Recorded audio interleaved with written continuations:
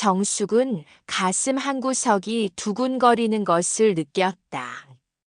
오늘은 아들 도연이 소개하겠다던 여자친구를 만나는 날이었다. 그동안 미뤄왔던 만남이었지만 아들의 간곡한 부탁에 못 이긴 척 응했다.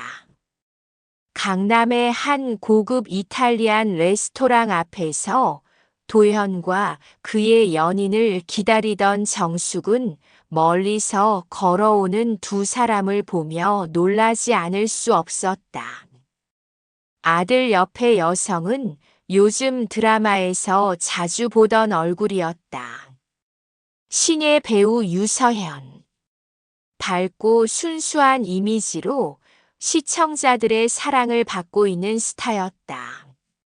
엄마 소개할게 서현이야. 도현의 목소리에는 자랑스러움이 묻어났다. 안녕하세요, 어머니. 유서현입니다. 서현은 정중하게 인사했다. 화면에서 보던 것보다 더 작고 아름다웠다. 식당 안은 조용하고 우아한 분위기였다. 정숙은 서연의 예의 바른 모습에 조금씩 마음을 열어가며 대화를 나눴다. 서연은 도연을 바라보는 눈빛이 따뜻했고 정숙에게도 존댓말을 잊지 않았다. 그런데 그때였다. 젊은 서빙 직원이 물잔을 채워주러 다가오더니 서연을 유심히 바라보았다. 직원의 이름표에는 최나경이라고 적혀 있었다. 혹시 나경이 주저하며 입을 열었다. 너 나 기억하지? 서연의 얼굴이 순간 굳어졌다. 죄송하지만 잘못 보신 것 같아요. 아니야. 분명히 너야. 고등학교 때. 나경의 목소리가 떨렸다. 그녀의 눈에는 두려움과 분노가 동시에 번졌다. 정말 모르는 분이에요. 서연이 단호하게 말했지만 그녀의 손은 미세하게 떨리고 있었다. 분위기는 순식간에 얼어붙었다. 나경은 한참 서연을 노려보다가 결국 물잔을 내려놓고 돌아섰다. 정숙은 그 순간 서연의 얼굴에서 스쳐 지나간 당황스러운 표정을 놓치지 않았다. 뭐였지, 방금 그게? 도현이 어리둥절해했다. 그냥 착각하신 것 같아요. 연예인이라서 종종 그런 일이 있어요. 서연은 애써 웃으며 둘러댔지만 그녀의 미소는 어색했다. 정숙의 마음속에는 설명할 수 없는 불안감이 스며들기 시작했다. 식당에서의 그 불편한 순간이 지나고 며칠이 흘렀지만 정숙은 마음의 평정을 찾을 수 없었다. 서연의 떨리던 손끝과 당황했던 표정이 자꾸만 떠올랐다. 단순한 착각이었다면 왜 그렇게 동요했을까? 정숙은 결국 예전에 알던 사람을 찾기로 했다. 은퇴한 형사 출신으로 현재는 개인 조사업을 하는 박철수였다. 그는 정숙의 남편과 오래된 친구 사이였다. 정말 필요한 일인가요? 박철수는 신중한 표정으로 물었다. 제가 예민한 건지 모르겠어요. 하지만 이상한 느낌이 계속 들어서. 정숙은 식당에서 일어난 일을 자세히 설명했다. 박철수는 며칠 후 정숙을 다시 만났다. 그의 표정은 평소보다 무거워 보였다. 유서현이라는 이름은 예명입니다. 본명은 윤소라예요. 박철수가 조심스럽게 입을 열었다. 서울 강서구에서 태어났고 고등학교는 2번 옮겼어요. 2번이요? 첫 번째 전학은 2학년 때였습니다. 공식 기록상으론 가정 사정이라고 되어 있지만 박철수는 잠시 말을 멈췄다. 비공식적으로는 교내 폭력 문제가 있었다는 증언이 있어요.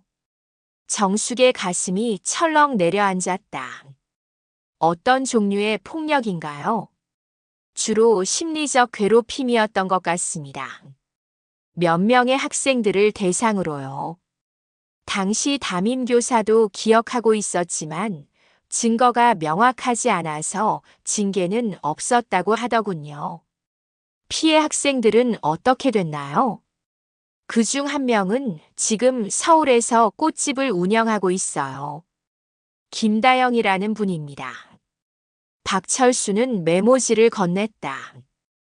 다른 학생들의 소재는 아직 파악 중이고요. 정숙은 메모지를 받아들며 복잡한 심경을 감출 수 없었다. 아들이 사랑하는 여자가 과거에 다른 사람들을 괴롭혔다는 사실을 어떻게 받아들여야 할까? 확실한 건가요? 아직 추측 단계입니다. 하지만 식당에서 만난 직원도 같은 학교 출신이었어요. 최나경, 윤소라와 같은 반이었습니다. 정숙은 깊은 한숨을 내쉬었다. 그녀의 모성 본능이 경고음을 울리고 있었다. 아들을 진심으로 사랑하는 사람일까? 아니면 무언가를 숨기고 있는 인물일까? 더 알아봐 주세요.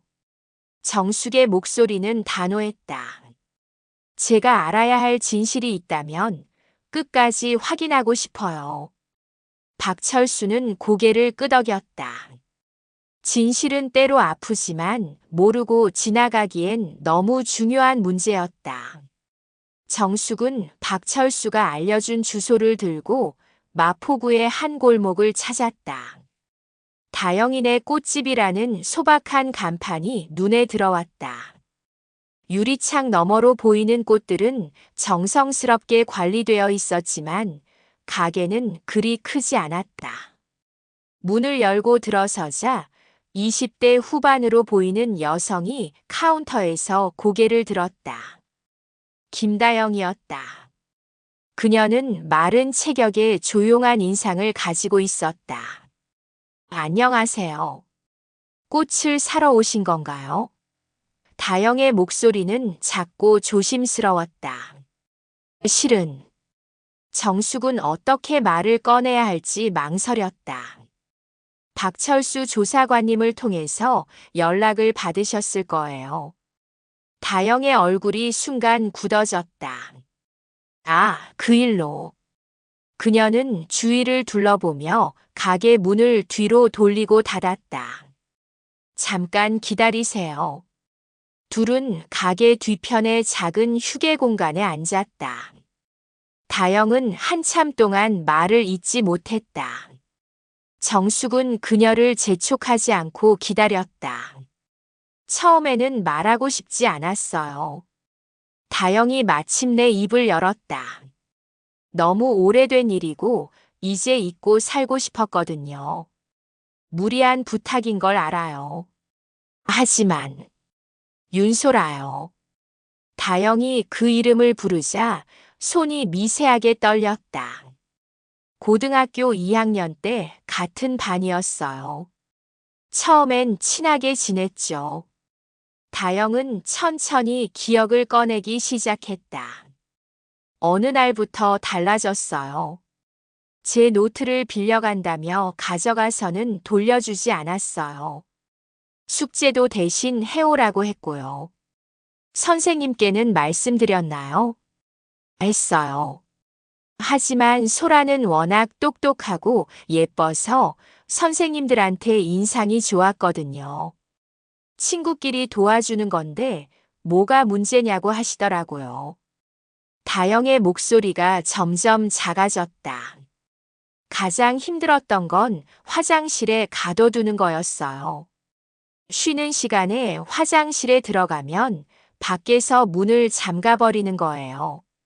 수업 시간까지 못 나와서 지각하게 되고 정숙은 주먹을 꽉 쥐었다. 어떻게 그런 일을 당하면서도 참을 수 있었을까? 다른 아이들은 뭐라고 하지 않았나요? 소라가 반장이었어요. 성적도 좋고 인기도 많았죠.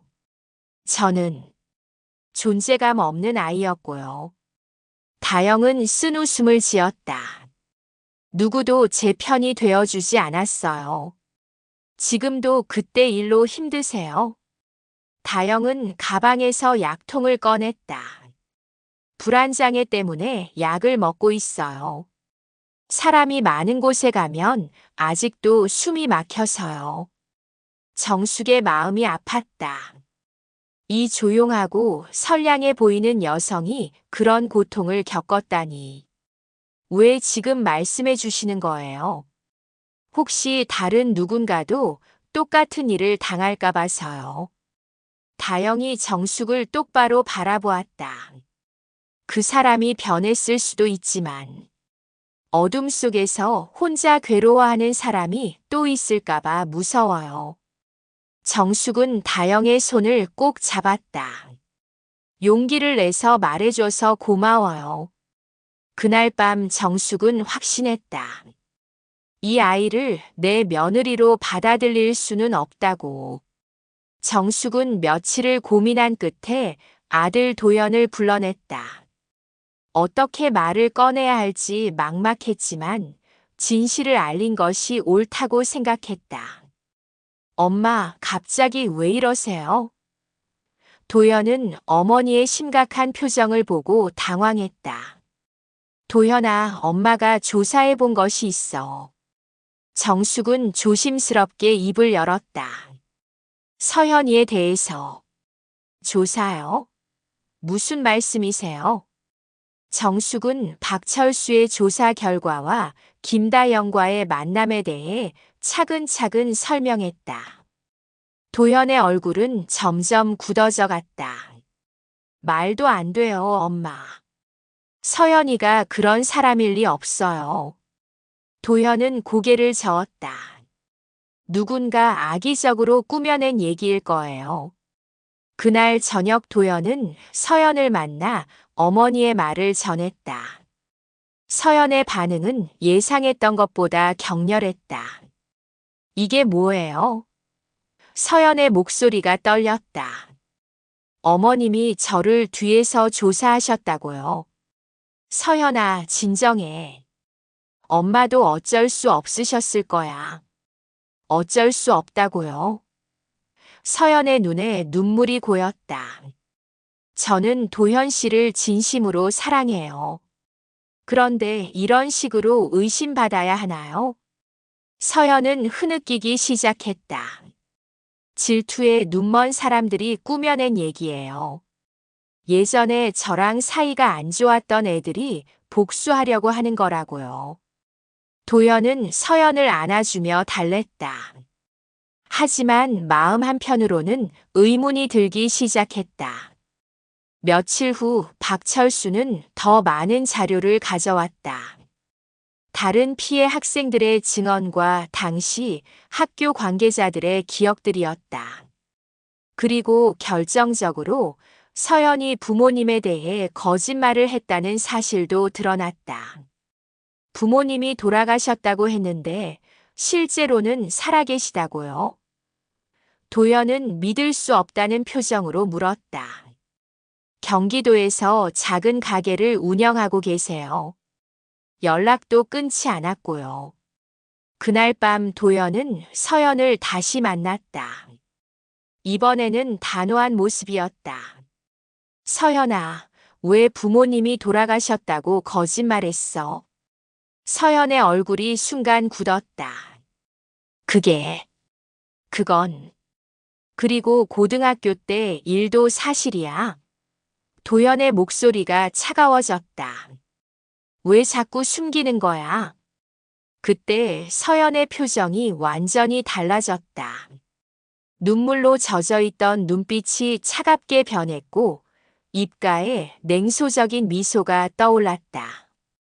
정말 알고 싶어? 서연이 도연을 똑바로 바라보았다. 좋아, 말해줄게. 세상은 강한 자의 것이야. 약한 애들은 도태되는 게 당연한 거고. 서연의 목소리에는 더 이상 떨림이 없었다. 그 김다영이라는 애도 마찬가지였어. 너무 약했어. 서연아, 내 엄마도 마찬가지야. 서연이 비웃었다.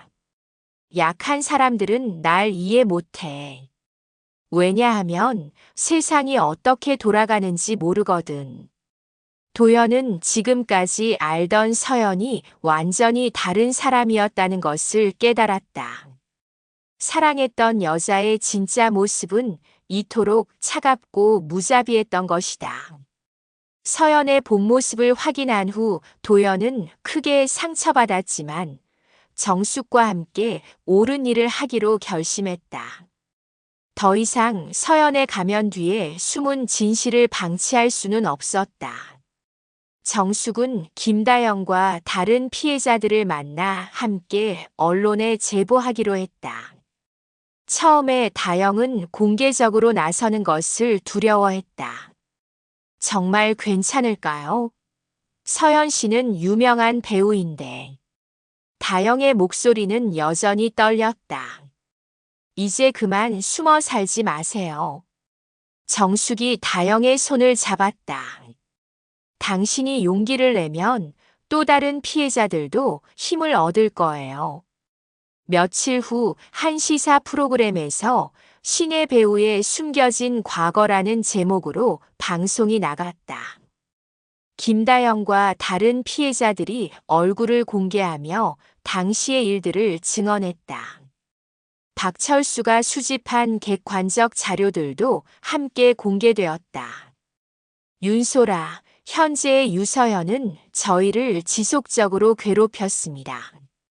다영은 방송에서 떨리는 목소리로 말했다. 노트와 숙제를 빼앗고 화장실에 가두고 심리적으로 압박했어요. 방송이 나간 후 여론은 급격히 돌아섰다. 서연의 소속사에는 항해 전화가 빗발쳤고 온라인 커뮤니티에서는 비난 댓글들이 쏟아졌다. 과거 일로 현재를 판단하는 건 부당하다며 서연을 옹호하는 목소리도 있었지만 학교 폭력은 변명의 여지가 없다는 의견이 압도적이었다. 결국 서연이 출연하기로 했던 드라마는 캐스팅이 취소되었다. 광고 계약들도 하나둘 해지되기 시작했다. 서연의 화려했던 연예계 커리어는 급격히 무너져 내렸다. 반면 김다영에게는 변화가 일어났다. 방송 후 많은 사람들이 그녀의 꽃집을 찾아왔다. 응원의 메시지와 함께 꽃을 사가는 사람들이 늘어났다. 몇 달 후 다영은 꽃집을 확장하게 되었다. 오픈 기념 행사에는 정숙도 참석했다. 어머님 덕분이에요. 다영이 정숙에게 깊이 고개를 숙였다. 저 혼자였다면 평생 숨어서 살았을 거예요. 당신이 용기를 낸 거예요. 정숙이 다영의 어깨를 토닥였다. 다영은 환하게 웃으며 말했다. 어둠은 길었지만 결국 새벽은 오네요. 그날 저녁 정숙은 아들과 함께 조용한 저녁을 먹었다. 도연은 여전히 서연에 대한 배신감으로 힘들어했지만 어머니의 선택을 이해하고 있었다. 엄마가 옳았어요. 도연이 말했다. 만약 결혼했다면 더 큰 상처를 받았을 거예요. 정숙은 창밖을 바라보며 생각했다. 아들을 지켜내고 무고한 피해자들에게 힘이 되어준 자신의 선택을 후회하지 않았다. 비록 과정은 고통스러웠지만 진실을 드러낸 일은 옳았다. 그녀는 속으로 되뇌었다. 진실은 늦더라도 결국 모습을 드러낸다. 몇 년 후 서연은 연예계에서 완전히 사라졌고 다영은 성공한 플로리스트가 되어 많은 사람들에게 희망을 전하고 있었다. 정희는 늦었지만 결국 승리했다.